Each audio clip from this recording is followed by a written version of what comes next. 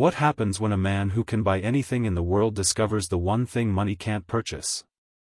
This is the story of Alexander Thorne, a billionaire who thought he had everything figured out, until a single moment changed his entire world. Alexander Thorne hadn't set foot in his father's estate for 3 years. 3 years of building his empire, of board meetings in glass towers, of a life measured in stock prices and quarterly reports. But family obligations have a way of calling us home, don't they? The Thorne mansion stood exactly as he remembered, imposing, cold, and pristine. Every marble surface gleamed, every painting hung in its designated spot. This was old money at its finest, where tradition mattered more than happiness, and appearances were everything. Alexander walked through those familiar halls with the confidence of a man who owned half the city. His Italian leather shoes echoed against the marble floors. His tailored suit, worth more than most people's cars, fit him like armor. He was untouchable. Unreachable. Or so he thought. It was a Tuesday morning when fate decided to intervene. Alexander was leaving for another day of conquering the business world when it happened, a collision that would rewrite his entire story. She was carrying a stack of fresh linens, her arms full, her mind probably focused on the dozen tasks that filled her day. He was checking his phone, already mentally in his next meeting. Neither saw it coming. The impact wasn't hard, but it was enough. Linen scattered across the marble floor like fallen snow. For a moment, time seemed suspended as they found themselves face to face, closer than strangers should ever be. Her name was Sofia. Dark eyes that held secrets, a smile that seemed to light up the cold mansion corridors, and a grace that no amount of money could buy. She apologized quickly, almost frantically, as she gathered the scattered linens. But Alexander? Alexander just stood there, frozen. "I'm so sorry, Mr. Thorne," she said, her voice carrying a slight accent that made his name sound like music. "I wasn't watching where I was going." But Alexander wasn't thinking about apologies. He wasn't thinking about his meeting or his phone or his perfectly ordered life. He was thinking about how the morning light caught in her hair, and how her embarrassment made her cheeks flush in the most beautiful way. It's fine," he managed, his usual commanding presence nowhere to be found. She smiled then, a real smile, not the practiced ones he was used to receiving from people who wanted something from him. And in that moment, something shifted in Alexander's chest. Something he couldn't name, couldn't understand, and certainly couldn't control. For a man who built his fortune on decisive action, Alexander Thorne was suddenly the most indecisive person alive. Over the next few days, he found himself doing something completely out of character. He was avoiding someone. But here's the thing about avoidance: it only works if you actually succeed in avoiding the person.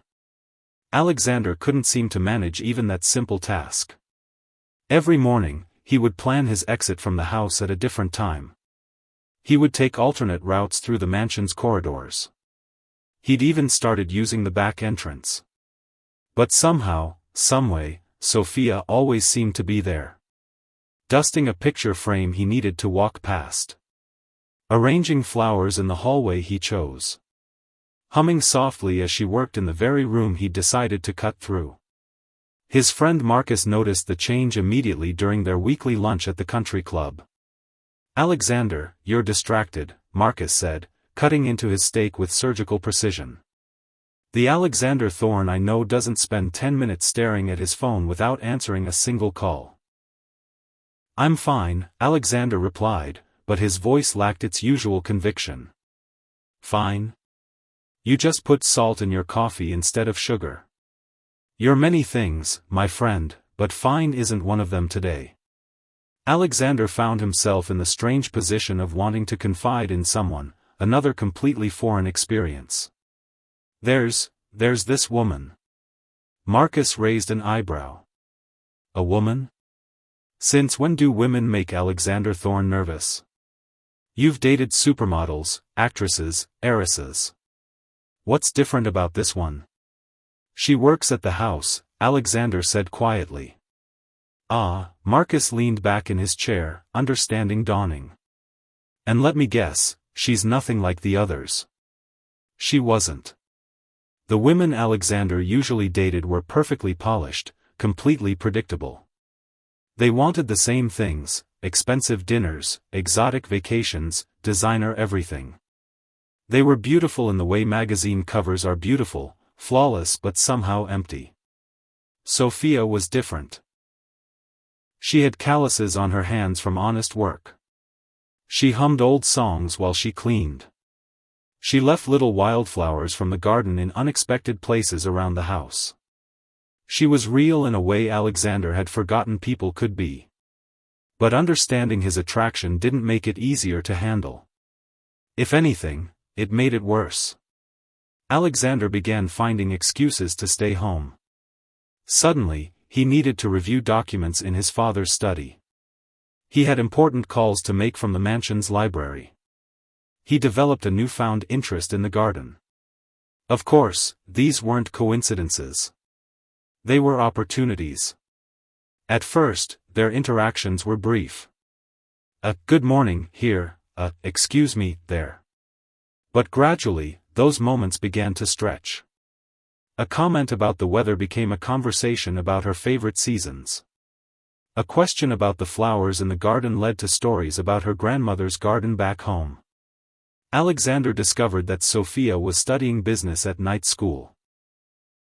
That she sent money to her family every month. That she had dreams of opening her own small hotel someday. She was ambitious, just like him, but her ambitions came from love rather than conquest. And Sofia? She began to see past the expensive suits and commanding presence. She saw how Alexander's shoulders relaxed when he talked about anything other than business. How he asked genuine questions about her life and actually listened to the answers. How he had a way of making her feel like the most important person in the room, even when that room was a mansion that could house 50 people. What started as accidental encounters became intentional meetings. Alexander began timing his mornings to coincide with Sofia's work schedule. He'd offer to carry heavy items, hold doors, or simply walk with her as she moved through the house. Their conversations grew deeper. Sofia told him about her dreams, her family, her fears about the future. Alexander found himself sharing things he'd never told anyone: his loneliness at the top, his complicated relationship with his father, his sometimes overwhelming sense of responsibility.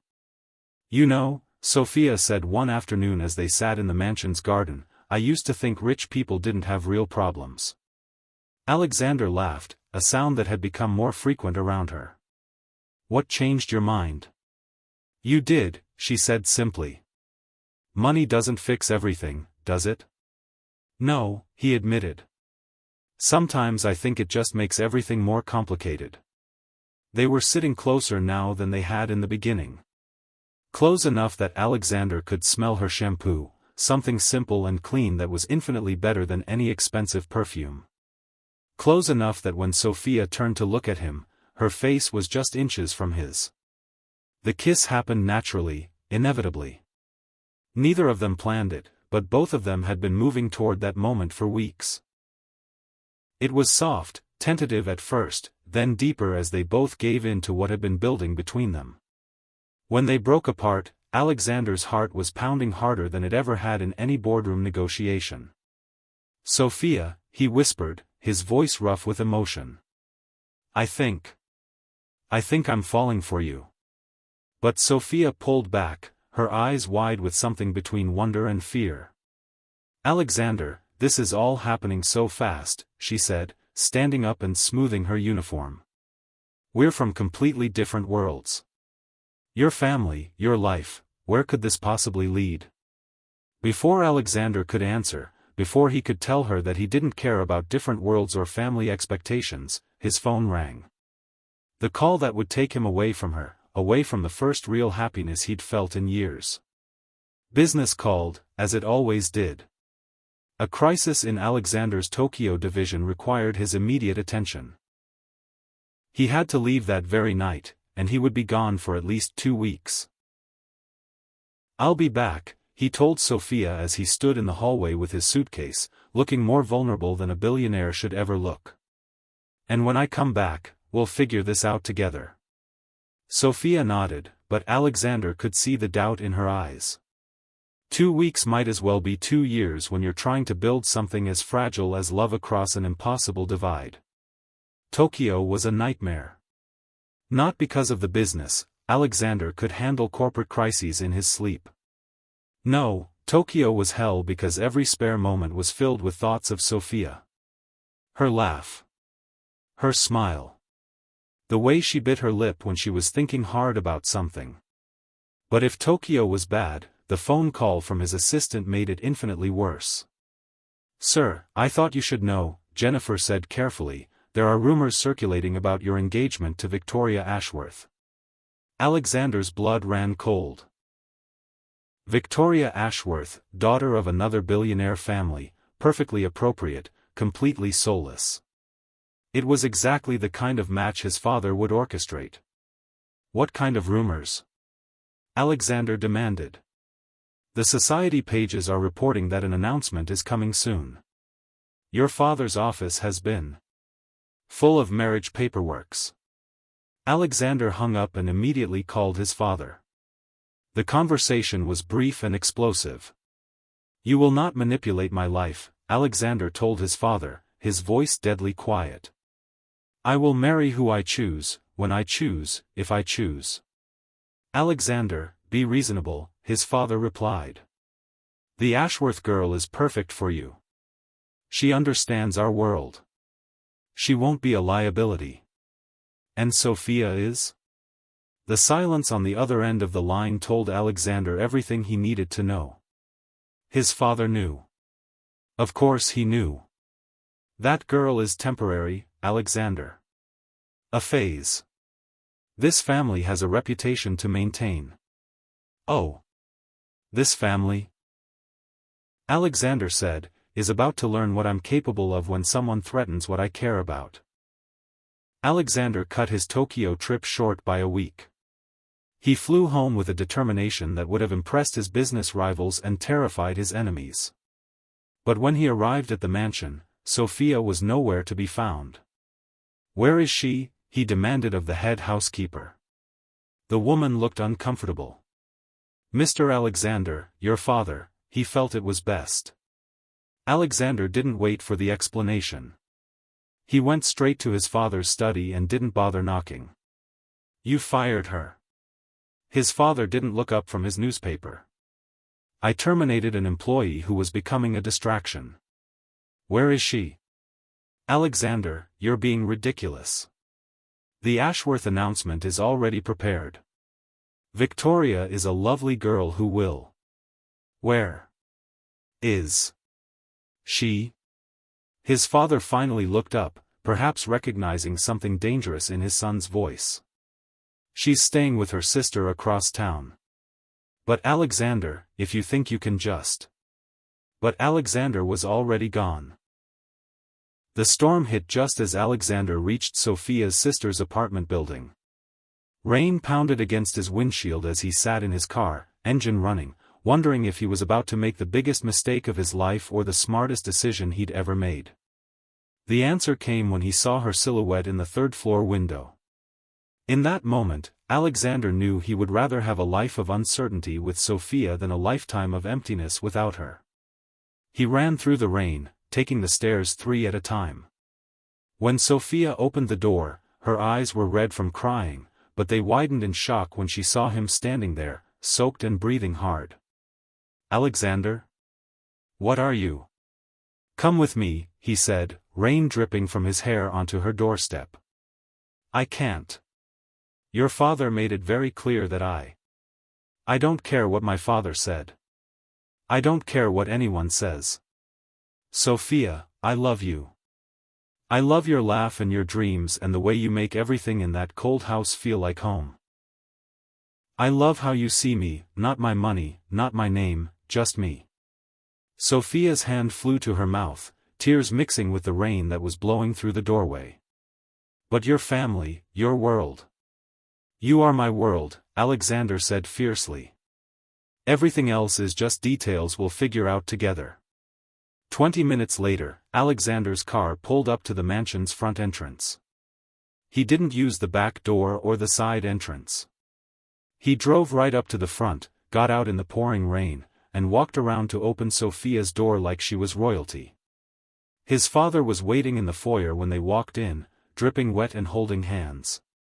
"Alexander, what is the meaning of this?" Alexander looked at his father, then at Sofia, then back at his father.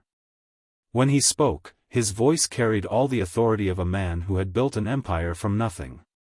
"Father, I would like you to meet the woman I'm going to marry." His father's face turned from pale shock to fury in seconds. "Have you lost your mind? You have a contract with the Ashworths. Victoria is expecting an announcement any day now. Then you'll have to disappoint her," Alexander said coolly, his grip on Sofia's hand tightening. "I'm not a commodity to be traded in your business deals. 27 years I've built this empire for you," his father roared. "The merger with Ashworth Industries depends on this marriage. You'll destroy everything." "I'll build something better," Alexander replied firmly. "Something built on love, not obligation." His father's eyes were wild with rage. "If you walk out that door with her, don't bother coming back. You'll be cut off from everything, the company, the trust fund, this family." Alexander felt Sofia's hand tremble in his, but when he looked at her, he saw only determination in her dark eyes. She squeezed his hand as if to say, "I'm with you." "Then I guess this is goodbye," Alexander said quietly. Without another word, his father stormed past them and out into the rain, slamming the door so hard. Alexander turned to Sofia, cupping her face gently as rainwater still dripped from his hair. "Are you ready for this? It won't be easy." She smiled through her tears. "I'm ready for anything, as long as we're together." He kissed her softly, then took her hand. "Come on. Let's go home." That evening, Alexander's penthouse had never felt more like home than it did that night.